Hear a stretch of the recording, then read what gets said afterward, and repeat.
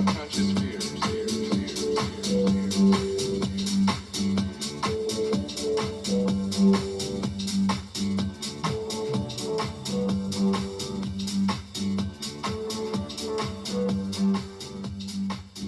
All right, folks. 9 o'clock Sunday night. It is the Crack House podcast. My name is Michael Sullivan. Joining me, as always, is my buddy, my pal, my partner in podcasting, Chris Muscalino. What's up, dude? What's up, Mike? Man, how's your week, bro? Not bad, man. It's just been a long week. Long week. Just a lot of work, a lot of running around doing shit and trying to get shit done.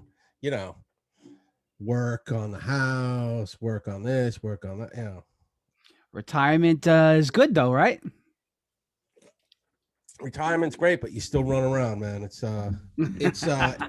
one less headache sometimes, but you know, now you're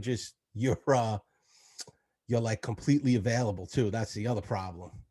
Where people are like, hey, can you do this? Can you do that? Hey, you're not doing anything. Come here and give me a hand. So that's the only downside I would say to it. But it is great. Retirement is good. I recommend it for all people. God bless you, man. I wish I joined the force when you did. I'd be in the same boat. Life took a little bit of a different turn, I guess. You know, things move in mysterious ways, but God bless, Hey, man. everything happens for a reason. Mm-hmm. I look at it that way. Yeah. I mean, I thought I was going to the fire department in like 2000, and I made it like halfway through the physical and I quit, and it was right before 9/11. So who the hell knows, man? That's how I looked at it. Dude, I think about that so much. You know, we had a buddy of the guy that got banned from the funeral a couple weeks ago, and then it turns out another cop that is good friends of ours with the 50th birthday party I did today, he passed away. All 9/11 related shit. You know, you're right. Things do work out. You know, and you know, just sucks, man. It just sucks that whole nonsense. 20 years later, you know, people still fucking passing away. Yeah, I hate talking. It's just, man, no one knew what they were breathing in down there. So yeah. Were you and your brother Brian down there at all or no? Yeah, we were both down there. Wow. And it was like, dude, there was just dust in the air. No one knew what was what. Right. And they gave you like it's weird, man. It all comes back to masks. They gave us like basically the mask people wear for COVID. Yeah. They were telling us like, no, these masks ain't gonna do shit down there. Like you still. And Jules, our neighbor Jules got messed up with that stuff too, right? Yeah, he's a fireman. He was down there. He did like retired right after that. Crazy, man, crazy. 20 years later. I know lots of guys that it's all like pulmonary, like heart and lung issues that a lot of guys got, or they got like some weird type of cancer that no one's ever heard of that affected like 3 or 4 different organs and shit like that. Like you never see that kind of combination. Like a lot of detectives got it. I wasn't a detective at the time. A lot of the detectives had to go out to the landfill in Staten Island, which was like all the debris and stuff they were picking up off the ground. They were sifting through it on a conveyor belt out in Staten Island. And it was like basically on like the Staten Island landfill. And it was just a dump. And they were breathing in like all that shit. And like the jet fuel, like jet fuel would be out there. The guy said, every guy I know that went out there said it was like just disgusting. And you felt sick every time you were driving home. We talked about this maybe a little bit before, but your family kind of made the opposite trek that I did. So you guys came from Port Jeff. Well, your mom and dad were in Astoria. Then they moved out to Port Jeff, and then you guys. Yeah, I was like, I was born in Astoria. Okay, I was like 2. I think it was like 74. We moved out there, and then like 81 we moved back. You guys came back, right? And your mom's family was there. So progressively, I made my way further and further out on the island. My extended family was in Franklin Square. My immediate family was always in Astoria. I guess once I got out of college, I progressively made myself further and further out on the island. We went to Nassau County to work in the brokerage business. I moved further out east once I met my wife, and we got married. I moved out to Smithtown right around 9/11, and I met my wife in 2001.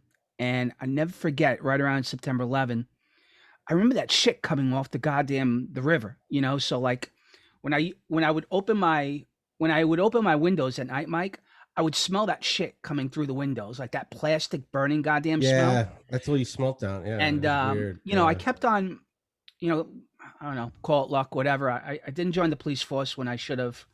And the second thing was, I was constantly on the island. I was in Smithtown. I was in, you know, with my wife out here. But I never forget when I would come back home and I had the windows open in the back, I could smell that shit. And that was like right over the freaking river and stuff. I'll never forget that smell. Horrible. Yeah. Like burning Yeah, well, yeah, plastic. that burning Disgusting smell. shit. That well, I mean, was it stayed on fire basically for like a month, burning Fucking the crazy, metal and man. everything burning. Yeah. Yeah, I remember from that day, the weirdest, my recollection, the weirdest thing I remember is driving over the being the only car in either direction on the Triborough Bridge, going into work. This is like both buildings that just fell. I was Right. supposed to be in work at 3:00. This is like 11 o'clock in the morning. Like just getting into it was just like get into work and driving into the Bronx and being the Crazy, only car man. on the bridge and just seeing like Lower Manhattan was just covered. It was just covered in Dust. smoke, Yeah.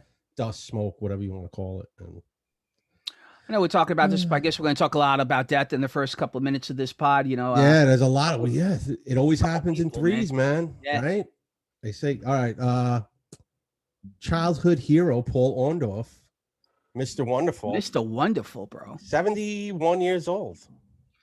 Good lifer. And, you know, I don't know what the life expectancy is of a WWE or WWF, you know, wrestler, however you want to refer to it. But those guys they don't tend to have a long lifespan, you know? He got 71.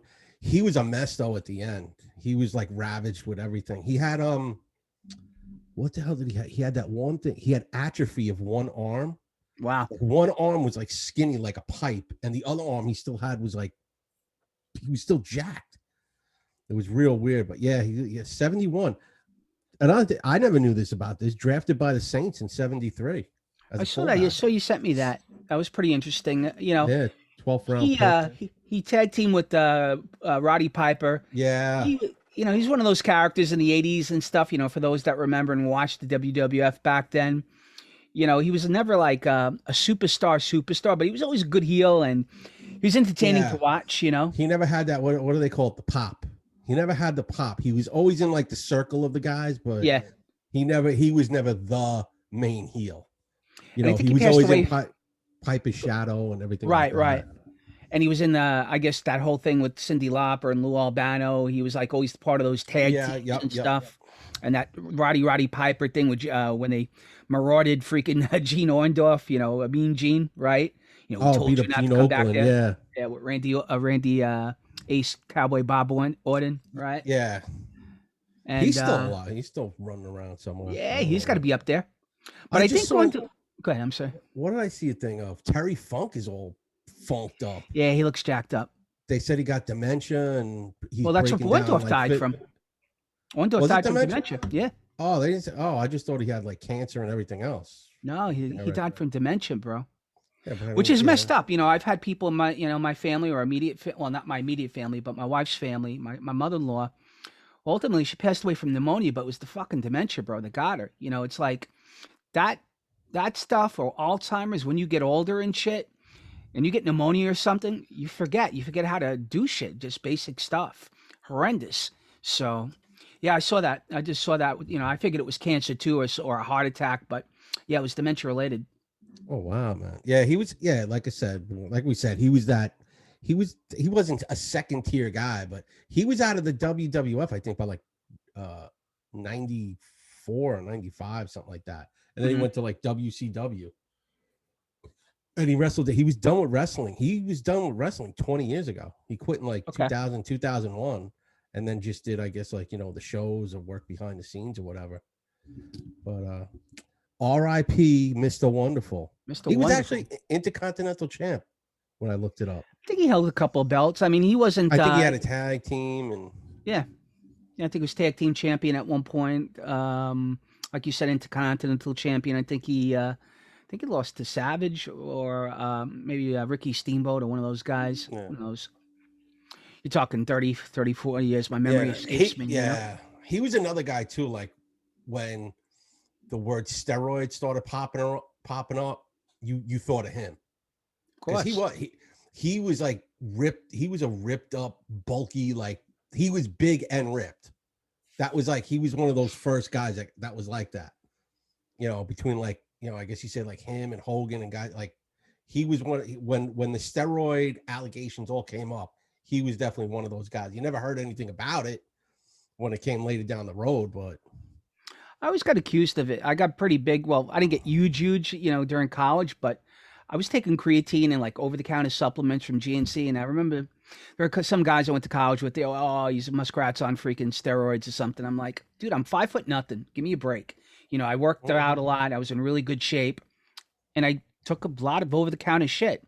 So a lot of times, I don't know if these guys really did, hardcore roids. Some of them obviously, but I don't know. Even back then, I mean, if you had some money, you could get a lot of shit in GNC that could really, Yeah, but these guys were like next level.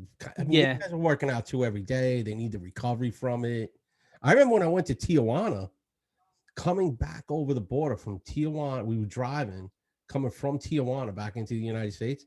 The border guy, that was the first question out of his mouth. Do you have steroids? He didn't care about like drugs or anything. This is like 1990, 91. There was a guy, I don't know if you remember from Astoria, Paulie Graffis. Do you remember that name? Yeah. He was a big roid guy, but he really blew up. He was like on muscle fitness magazines and stuff. At some point we'll talk a little bit more about the Steinway boys and the interesting characters from Astoria. But Graffis was a cool kid. He was a little bit older than us. But I remember like when I really got into bodybuilding, well, not professional bodybuilding, but fucking around bodybuilding, I guess in the late 80s and the early 90s and stuff. I remember watching or picking up Muscle Fitness and seeing that guy on the cover or one of those men's fitness magazines. And I'm like, I know him.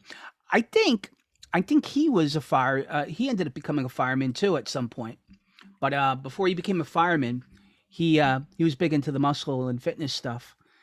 But it was always such a gray area back when we were kids, Mike. Like even in high school and stuff, it's like who's roiding, who's not, who's just working out. I mean, have you ever seen that? There's that great documentary about roids that Bigger, Stronger, Faster.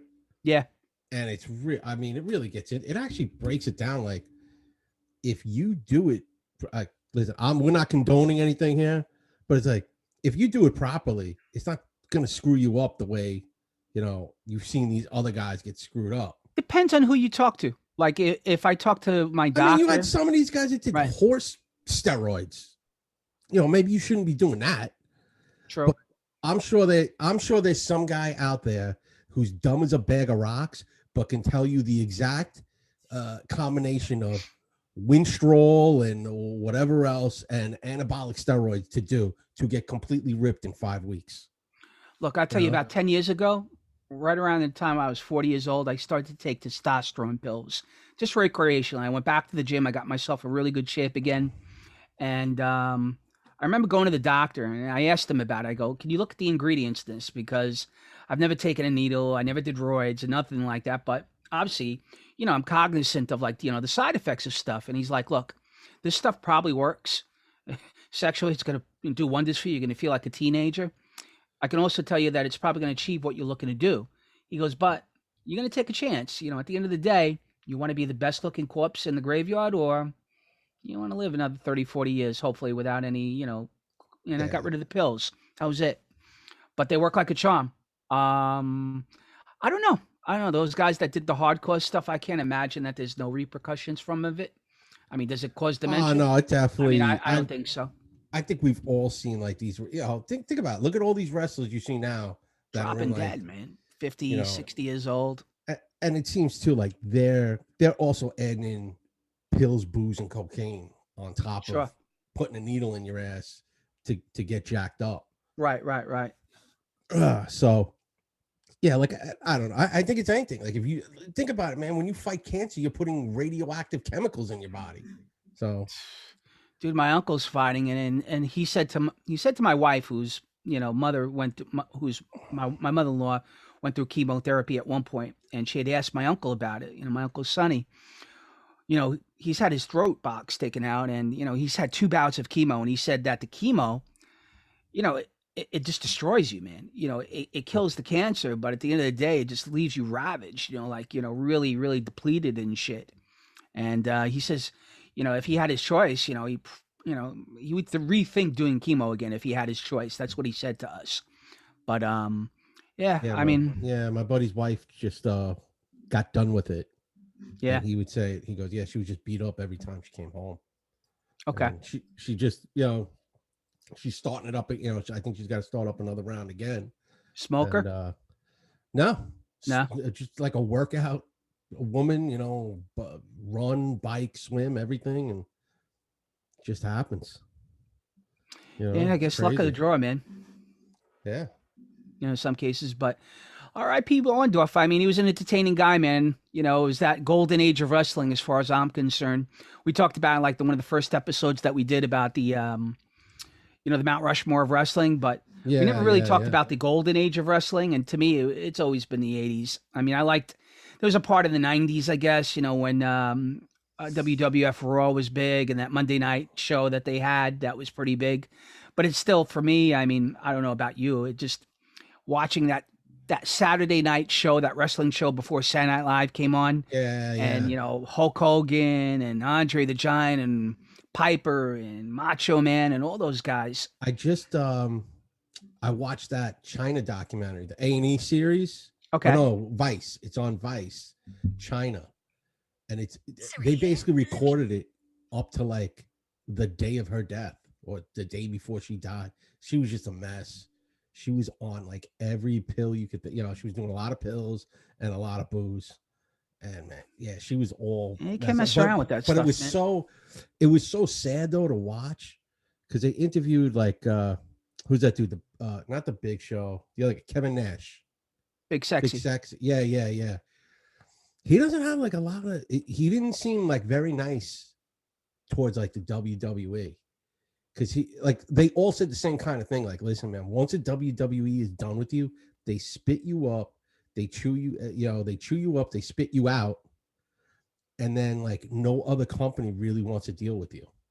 Like they really destroy your career because they own everything. Like say, you start wrestling as Muskie. And it's like, well, we own Muskie, so now you got to leave. They trademark it, right? Now we own everything, and that's why all these guys, when they left, they were new persona. Remember Brutus the Barber Beefcake, the disciple? Oh, he was great. He was like, who is this weirdo? And then people were like, that's Brutus the Barber Beefcake, because they owned everything else about him.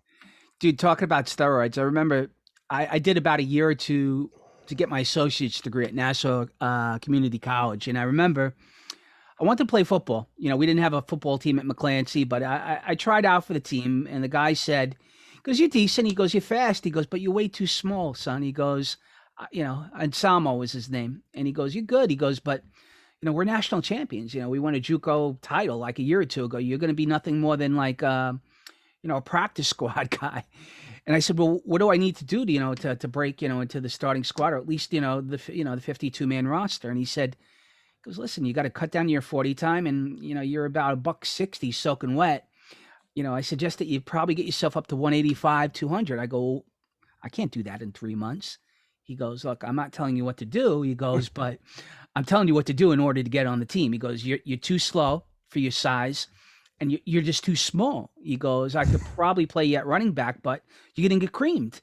And he goes, I don't know about, what you can do, but if you can get your size up in 2-3 months, you might have a place on the team. And I said, okay, bud.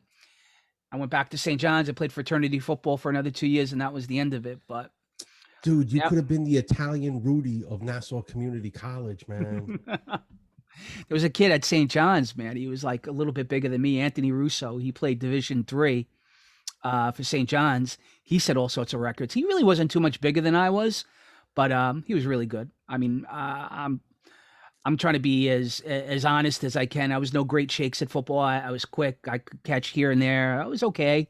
Nothing spectacular, but whatever. Just going back, before we digress too much, the whole point of it was, even back then in 1992, the guy was kind of insinuating, hey, look, you may want to do steroids, Do the juice, man. Bigger, stronger, faster. All right. R.I.P. Mr. Wonderful. Another piece of our childhood gone. Charlie Robinson, Mac, Night Court, down. Night Court, bro. Was he in something else? I mean, the face looked so familiar. When I saw that the obituary come out and he passed away, obviously I realized from Night Court, but didn't he do something like Who was the guy in Ghostbusters? Who played? No, he's not Ernie. That's Ernie Hudson. That's Ernie Hudson, right? He's still alive. But Robinson, this was like his big break. I think he'd been around though. He was one of these guys that had been around though for a while. Right. It's crazy though. He's dead, and the other guy's dead. The judge, Harry Stone. What's it? Oh, Harry right. Yeah. Harry Anderson's dead too, man. When did he pass away? He died probably like 5-6 years ago. He was another guy. He just like fell off the planet, and he moved up to like Washington State or something. Okay. I think it was like living on an island, and that was it. Died. I think he got it's a good show, man. Died. It was a great show. That show ran. Did you realize that show ran for like 12, 13 years? Like, he was on that long. No, I didn't. I mean, I watched the show. I think Rob, our friend out in Arizona, old Boy Scout pal, I think he was a big fan of it. I obviously watched the show. Just always was like sandwiched in between Barney Miller and some sort of like, syndicated show in that time period, usually like after 9 o'clock and stuff. But going back to this guy, Charles, I'm almost thinking like Sugar Hill. He was in the movie Sugar Hill. Yeah. In 1970, the 1974 version, The Black Gestapo. I'll give you two movies that I thought it was him, but I probably think that it's not looking at his IMDb. I thought he was in the Adam Sandler movie Billy Madison as the teacher, or was that? I'm pretty sure it was Apollo, Carl Weathers, and then no, the teacher and Billy Madison. No, you're thinking of Happy Gilmore, the golf. Yes. I thought he was in Happy Gilmore, and then I thought he was in Platoon, 1986. And I'm looking at his IMDb, and it looks like I'm wrong on both parts. It looks like he was in St. Elsewhere, Night Court, obviously. Couple of episodes here and there. The John Larroquette show. He was on Mom. I watched that show. Yep. Oh, I think he was the blind guy on Mom. I remember that one. All right. I was way off. Yeah, dude, you came off super racist. Sorry, folks. It's not me. He was that guy. No, he wasn't. But he was in this. No, he wasn't. He was in Pee-wee's Big Holiday. Okay. Oh, wow. Yeah, he's been in like a whole bunch. Oh, he was on a Key and Peele. Heart of Dixie, Russell. Yeah. The Game. The Soul Man. That was a TV show. Yeah, he's been in a whole bunch of crap that after Night, it seems like after Night Court, it was kind of all downhill. Yeah, I'm looking at his IMDb, bro. It's not really that good, but I mean, obviously, Night Court was a great show. He did a My Name Is Earl. That was a good show. I like that show. He's got a long history, man. He's been around for looks like 50 plus years. Since the 70s. Yeah, from the 70s, right? And then God bless him, man. God bless him. Big. He had a heart attack. I think it was a heart attack, and then he was already suffering from cancer. But R.I.P. Mac. And I think moving on into another guy is Biz Markie, right? Yeah. Which, by the way, I mean, I like Biz Markie, but the reality of it is, if you look at his music catalog, he had 2 songs. That's really it. Yeah, but he was one of those guys. He was a funny dude. He, the Clown Prince of Rap, as he was known. He hits it big with one song. I know a guy that was in that music video, by the way. Oh yeah, yeah. You know who I equate him to, Mike, and I think you'll remember it because obviously it was our time period. In high school, I call him the Icky Woods of the hip hop game. Remember Icky Woods? One good season and one good season. That was it. Okay. Icky Shuffle. Remember how big that shit was? 1988. The Icky. Back and forth, right? Remember everybody did that crap? Yeah. Bengals went to the Super Bowl, and then Nick, you never heard it from the guy again. Biz Markie, I think he's got a little bit more juice with Just a Friend, which was a huge song even to this day. I still played it, certain shows and stuff that I do. But I'm going to throw this out there with Just a Friend. This is a trivia, little trivia. In the video, one of his background dancers went on to become a full bird inspector in the NYPD. Really? I'll leave it at that.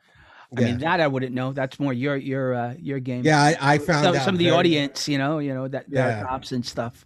That's That's guys I interesting. worked with that want to reach out to me. He actually worked in the 4-4 as a sergeant. And he was in the Biz Markie video. He's one of the background dancers in the Biz Markie video. Not bad, man. He Not retired. I want to say he retired about 4 or 5 years ago. Real nice guy too. Real good guy. He's got to be close to 50, 60 years old. Oh, maybe? he's got to be. I think he was in his mid-50s. God bless him, man. But yeah, Biz Markie too was one of those first dudes that got sued. Yeah, by Irish singer Gilbert O'Sullivan. No relation. No relation. that Alone Again. He had one big hit. That song Alone Again. Okay. Naturally, and he sampled it. I think it's on For Just a Friend or another song. He sampled this guy Gilbert O'Sullivan's music, and he sued him. And the guy O'Sullivan actually won. Well, the other big one for him is You Got What I Need. You know, that's I think where he's probably sampling it. If I'm not mistaken, there's I'm going to take a stab at this. A Freddie Scott late 60s song called, I forgot the name of it, but I think it's a Freddie Scott song. You're probably right on the Gilbert O'Sullivan thing, but those were like the really, really big hits for him. It was Just a Friend, Make the Music with Your Mouth, and You Got What I Need.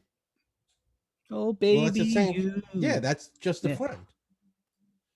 That's Gilbert O'Sullivan. Like you said, Icky Woods. Icky Woods did for a year, and he basically wrote it for almost 30 years after that. Guy still showed up, and he was in Men in Black. They gave him a role in like Men in Black too.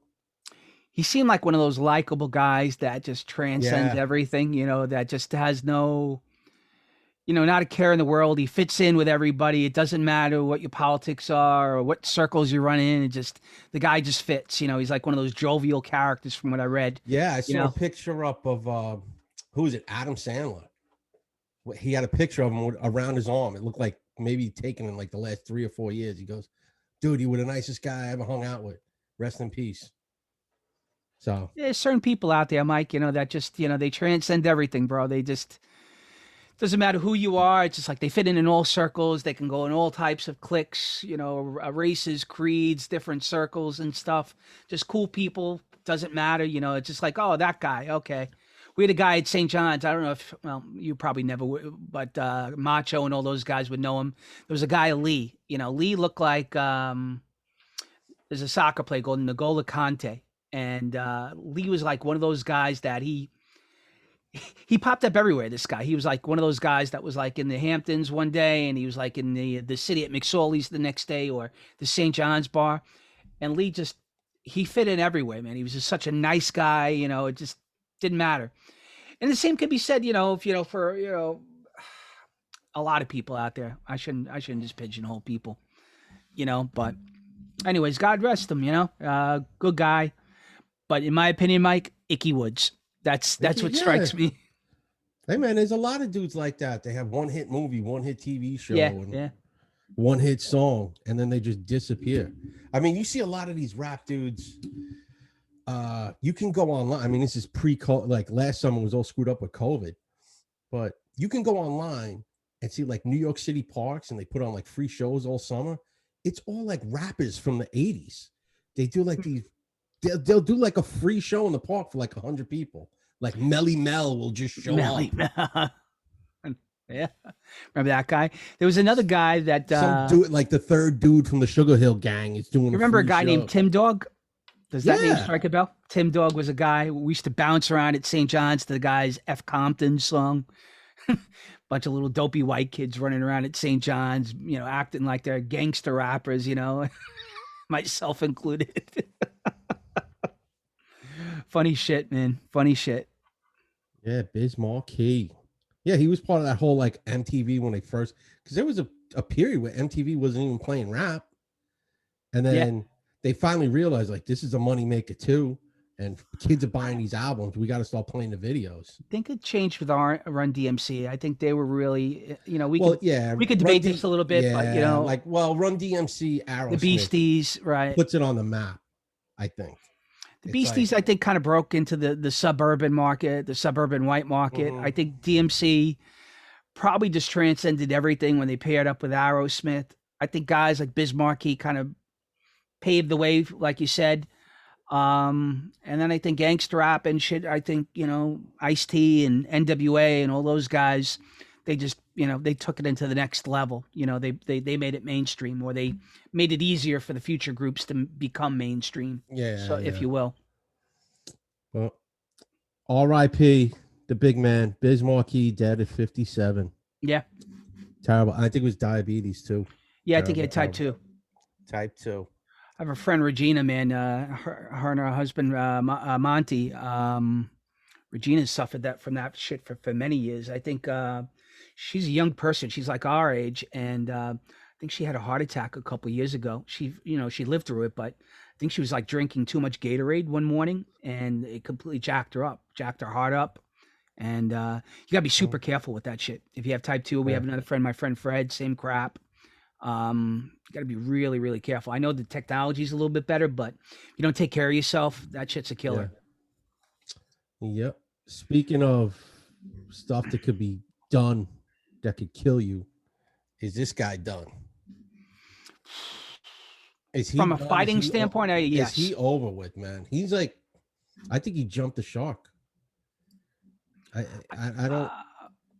He's still a draw. He's a guy that's going to put asses in the seats. I get it, but you want another analogy, Mike? You want another analogy? I'll give you another analogy, and you'll remember this: Muhammad Ali versus Larry Holmes. That's the best way I can equate it. Yeah. So Ali, towards the end, Ali was an icon, bro. I mean, we all loved him. No matter, he's another guy that just transcended everything. And towards the end, I remember him getting knocked on his ass by Larry Holmes. I remember watching that fight, and I'm like, the shit out of him. He put him underrated in that corner. Yeah. And Holmes is another underrated guy. I remember when he beat Cooney. I remember you and me and our parents and our brothers. We watched that fight against Jerry Cooney.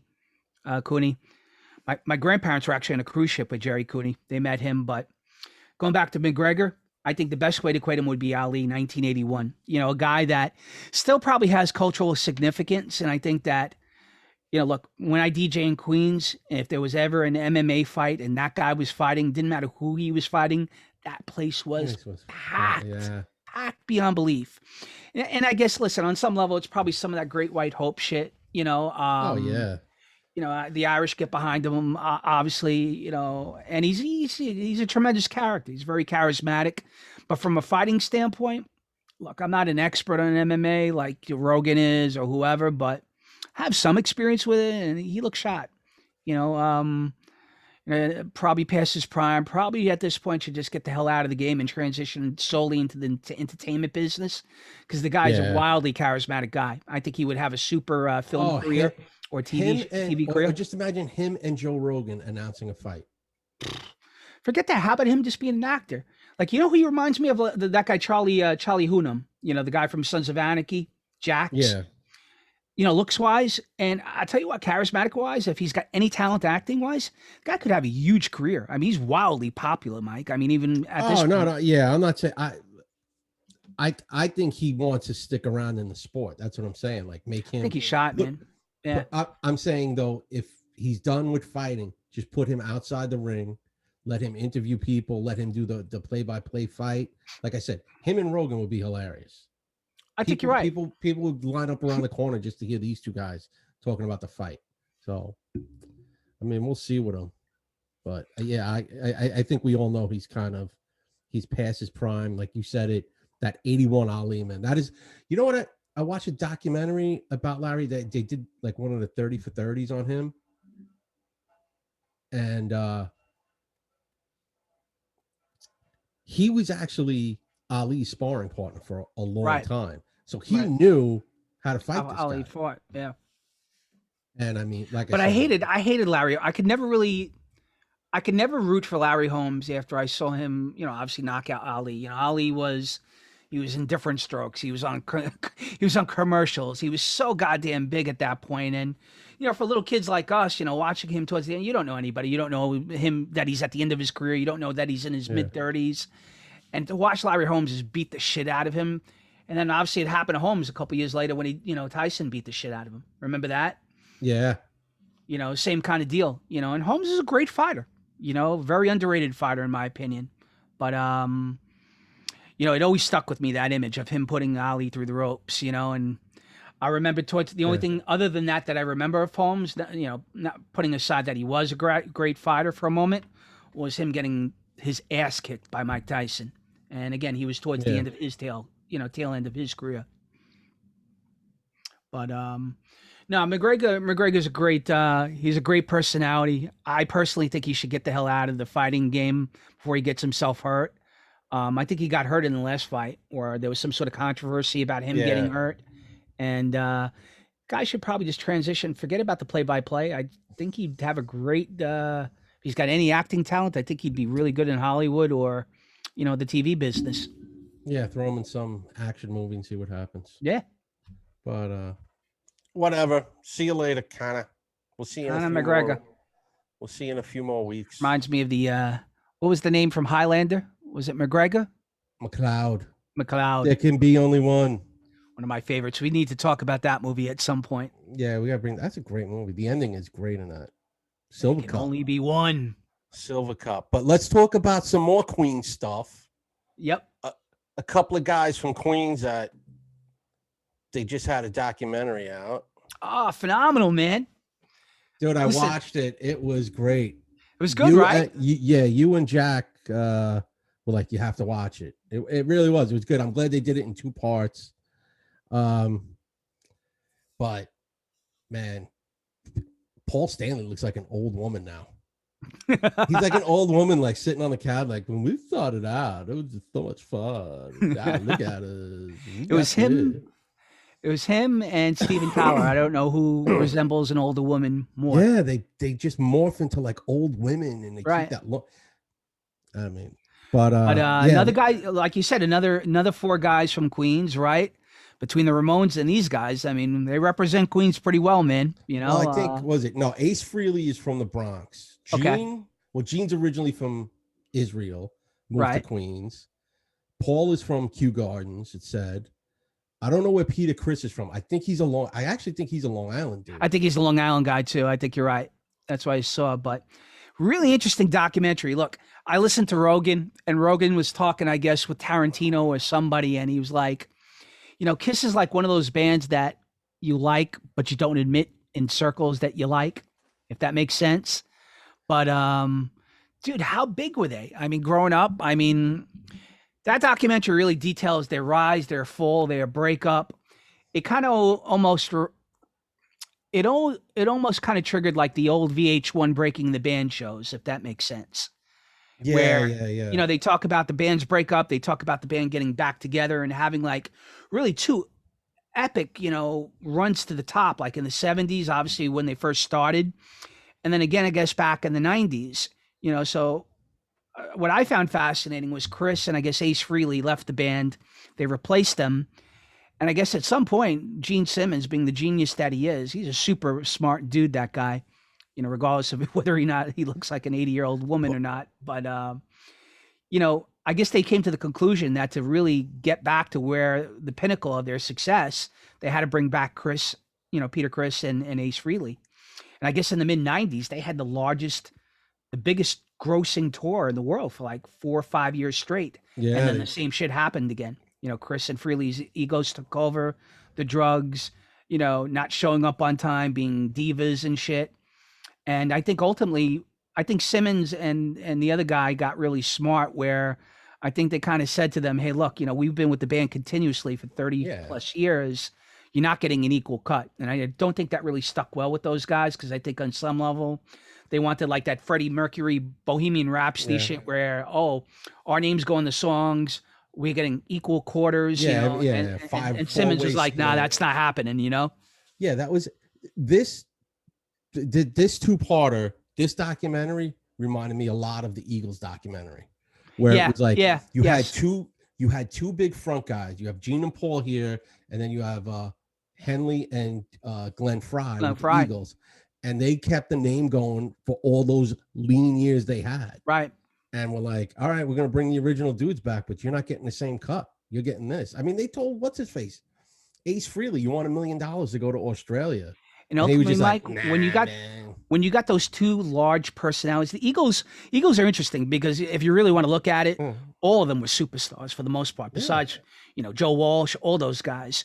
But the reality of it is, when you look at bands that have that kind of dynamic where you have two really, really big personalities kind of driving, the band, whether it's Lennon McCartney, whether it's Strummer and Mick Jones, whether it's like Simmons and whoever, the other guy, all right, Yeah. or the Eagles, Fry, and Henley, whatchamacallit. It just Don never Henley. lasts. Yeah. It just Yeah. never lasts, It just, I think the egos just get so big. I mean, you called it, episodes ago when you were talking about like if me and my brother ever got together, our egos, I don't think we would have been Oasis, like you said. Yeah. Just there's another band that just couldn't, stand, I guess, the test of the ego, the massive problem of ego. But going back to Kiss, I mean, that documentary was great, just watching them go through the phases where they were like one of the biggest hard rock bands going in the 70s with the makeup and shit, and then taking the makeup off and then putting the makeup back on. And they said, or maybe it was Rogan that I heard it on, where not so much the documentary, where they literally, like, if they walked around and they didn't have their makeup on, you didn't know who the hell they were. Like, they were going. No, they said that in the documentary. Oh, they did. I think Paul Stanley brought it up. Like, oh, you could go outside and you wouldn't get mobbed. Right. Wouldn't you want that though? In a sense, like, just you can go live your life. Some guys like it, Mike, but I think some, like, Kurt Cobain strike, comes to mind. He's like, dude, you're making music, you got rich. What do you think's going to happen? Your life is changing. You can't dictate who's going to listen to your music. Because Cobain made some statements like that. He's like, oh, I don't want XYZ group listening to my stuff. I know the girl from the Fugees, Lauryn Hill, said the same shit. I don't want white people listening to my stuff. You can't do that. When you get to that level and when you're making money off the public, you lose some rights, in terms of, your privacy, right? Yeah, you lose your privacy, obviously. But what I liked about the documentary, and they don't glance over it as much as I thought they would. They sucked in the early 90s. That late, like when they went hair metal, because they had to, because there was no other option. When they took the makeup off and went hair metal, they blew. I mean, they were. And they not talked a great about band. Cobain. They talked about how Cobain, and the grunge movement killed them. It killed the hair bands. And the big thing too was, what was it? When they became like that 80s prototypical like hair band, they were no longer the leaders. They were following the pack. They were doing what everyone else was doing. They were all like pretty boys. And Gene Simmons, man, if you listen to it, he kind of slams Paul Stanley a little. The way he does. Him, like, he's a little androgynous, so he could get away with looking like a glam boy. But look at me, I'm 6'2", and I just bang everything. And blah, blah, blah. You know who hates him? Go ahead. Andrew Dice Clay and him hate each other. Really? I wonder why. Supposedly, Dice banged his wife, Shannon Tweed. This was on there was a roast years ago. It was on YouTube of Gene Simmons. And Dice comes out and just starts like, Dice being Dice, like breaking balls or whatever. And Gene Simmons, like we were just talking about egomaniacs, he was probably the biggest egomaniac in the band, from what it seems like. I agree. And he starts fucking with Dice, and then Dice just goes in his jacket and pulls out a picture.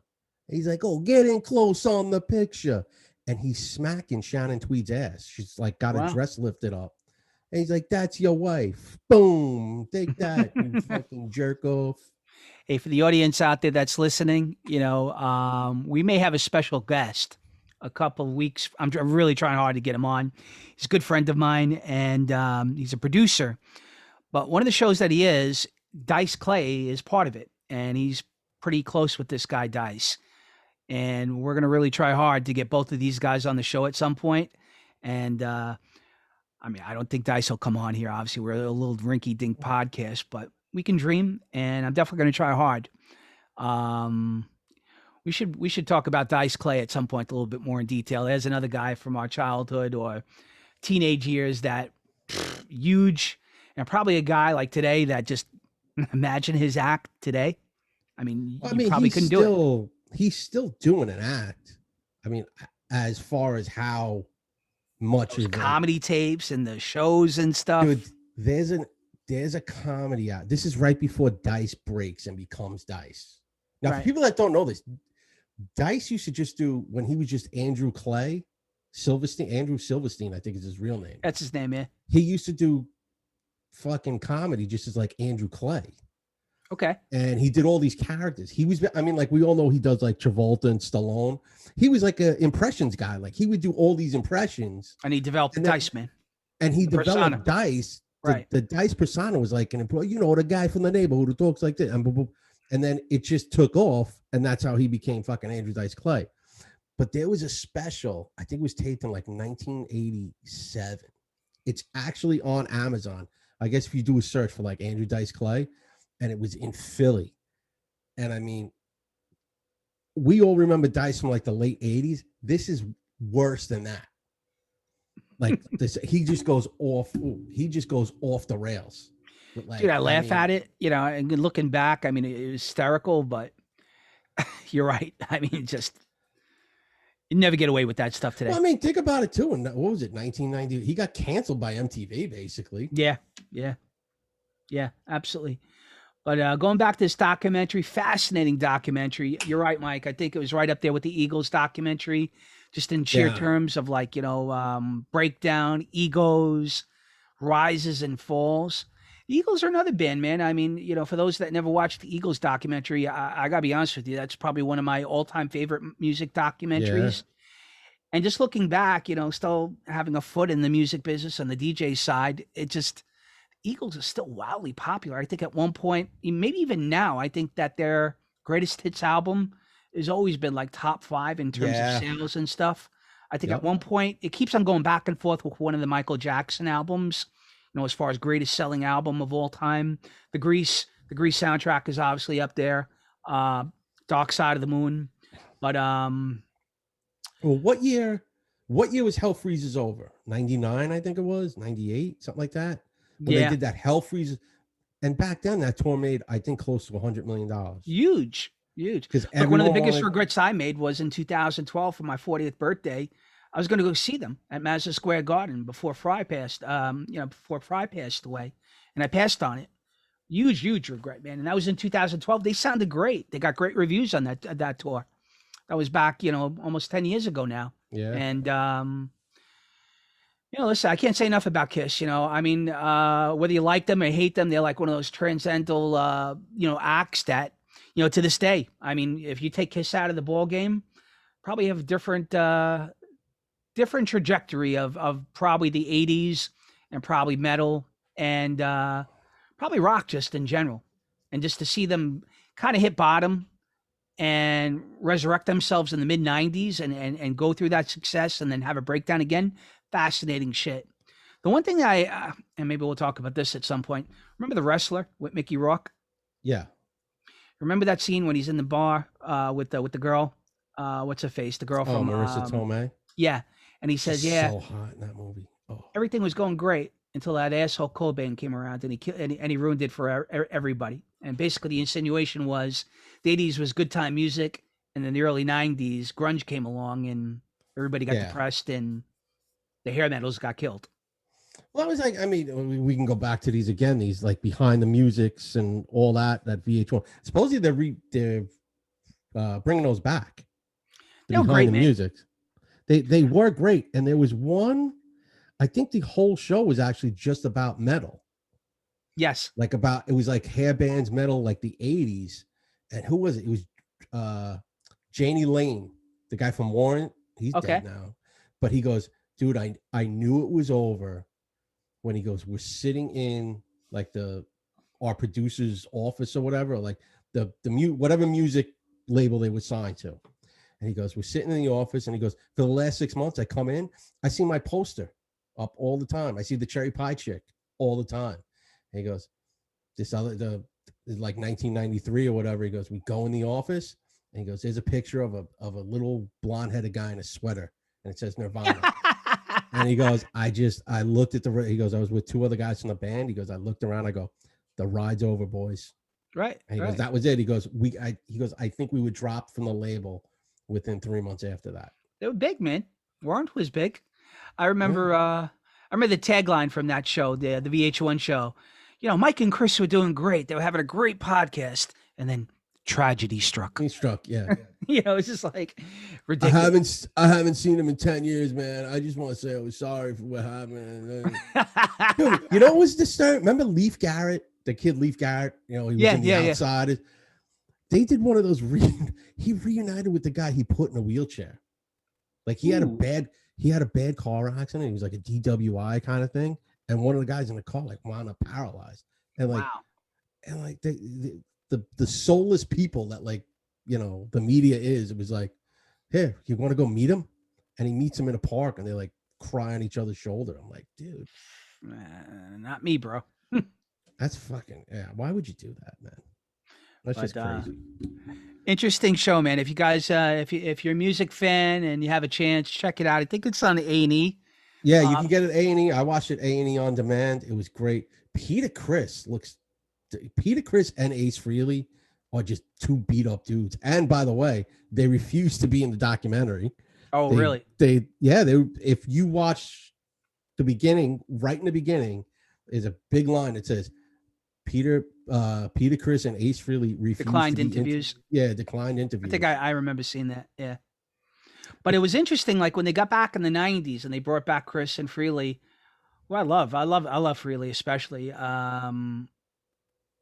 You know, once you get off the horse and you get back on, I guess Criss came back and he did an acoustic with them, and it was just like, you know, like riding a horse, man. You just never forget. And it's wild seeing like, you know, how music happens and how innately talented people can just bounce back after 20 plus years and just like nothing happened.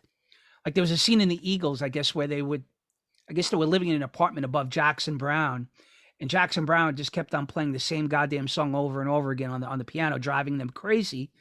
But I think it was Fry who said, he goes, that's how you write music. He goes, you know, that's how you come up with ideas. That's how you get good.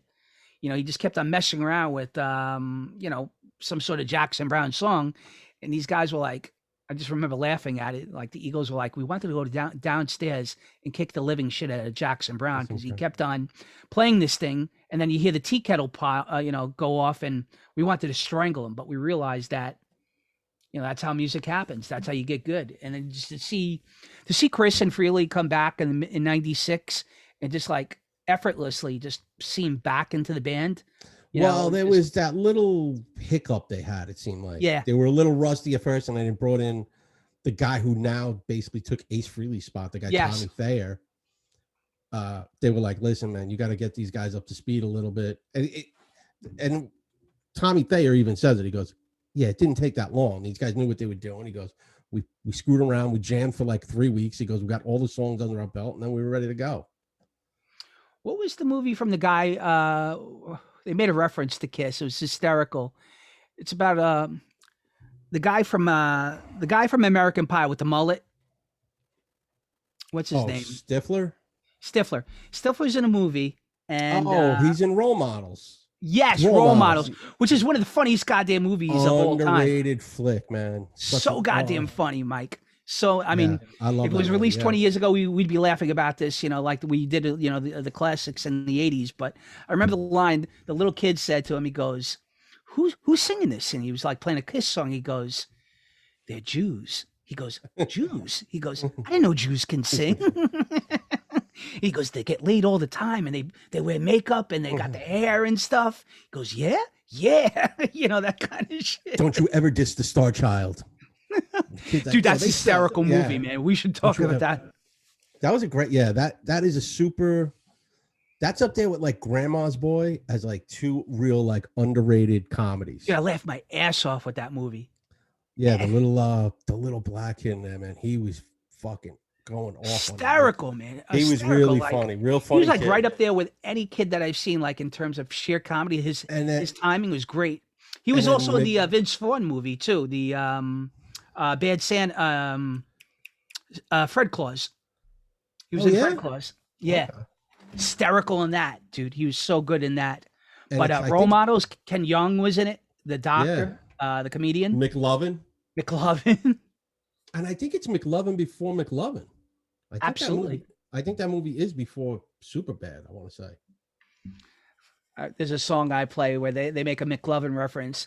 Your boyfriend is a dork, McLovin. You know, it's just iconic show, man. And yes, that was before McLovin, Superbad, I think was in 07. Role Models might have been like 04, 05. Great cast, by the way. Yeah. The chick, what's her face? The tall Jane Lynch. Yes. The lady that runs everything. She was great in it. Paul Rudd. Yeah, Paul Rudd. Paul Rudd's in it. and Stifler. Stifler, right? Whatever his name. Sean William Scott. They were the two main guys. Great movie. Who's the girl? Who's the guy? Who's the little kid's mother? She was funny too. She's been in like a few things, but I have no idea. She was good.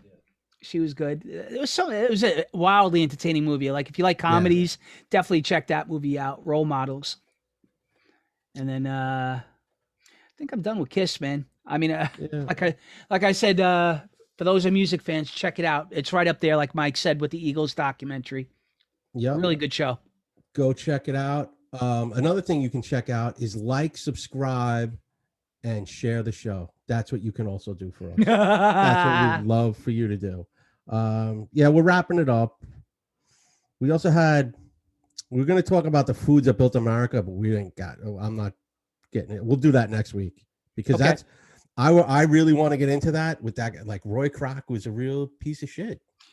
Folks, we're going to go into that next week. Like Mike says, it's a little bit more comprehensive show, but I've watched a couple episodes. Mike's watched the Hershey one. Fascinating shit. The McDonald's one, we're definitely going to talk about. There's a potato chip one. Really, really good. Really interesting stuff, you know, kind of defines on the shit that we eat today, or at least some of us eat, you know, but definitely going to take a little bit more time to get into. All right. You want to plug away? Yeah. So this weekend was murderous on me. I had 2 gigs back to back. I got another one coming up in a week or two.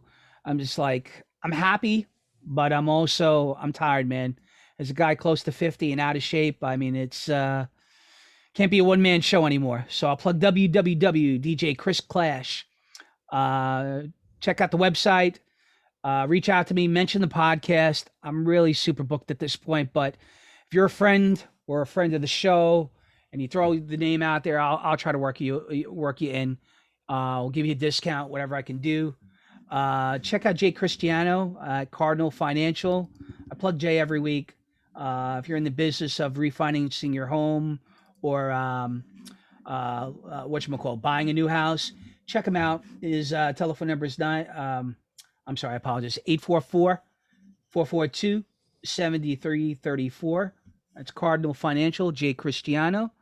And Leslie, the code on that is 4215. Other than that, Mike, I'm super spent on that stuff. Plug Tommy D's place, Mad Donkey in Astoria, La Familia, and check out Insignia in Smithtown, New York. I'm good, man. I'm good. Plug away. All right. Like I said, check out Jay Cristiano. He will hook you up. Does a lot of work for people. Very civil service friendly. I basically got my usuals. Jack, I Can Paint. Check him out on Instagram. Promatic on Twitch. And check out Christine Meehan-Berg. Funny Christine. On Instagram, and she does a show every week on Metropolitan Avenue in Forest Hills at Dylan's Bar. Live free comedy every Wednesday night, 8:00. Go check it out. And last but not least, Pat Dixon, New York City Crime Report, and on Compound Media. Check it out. Go like, subscribe. If you like Pat Dixon, go subscribe. If you like Anthony Cumia, go subscribe. And that's about it, everybody. Thanks for joining us. Next week will be Foods That Built America. Definitely, bro. And some other stuff. We'll figure it out. Anyway, take us out. I'll take us out on this note, and God bless him, man. Rest in peace, bro. Have you ever met a girl that you tried to date, but a year to make love, she wanted you to wait? Let me tell you a story of my situation. I was talking to this girl from the U.S. nation. The way that I met her was on tour at that concert. She had long hair and a short miniskirt. I just got on stage dripping, pouring with sweat. I was walking through the crowd, and guess who I met? I whispered in the air, come to the picture booth so I can ask you some questions to see if you're 100 proof. I asked her name, she said blah, blah, blah. Blah, blah, blah. 9, 10 pants and a very big bra. I took a couple of flicks and she was enthused. I said, how do you like the show? She said I was very amused. We'll see you next week, everybody. Good night, everyone. Light up.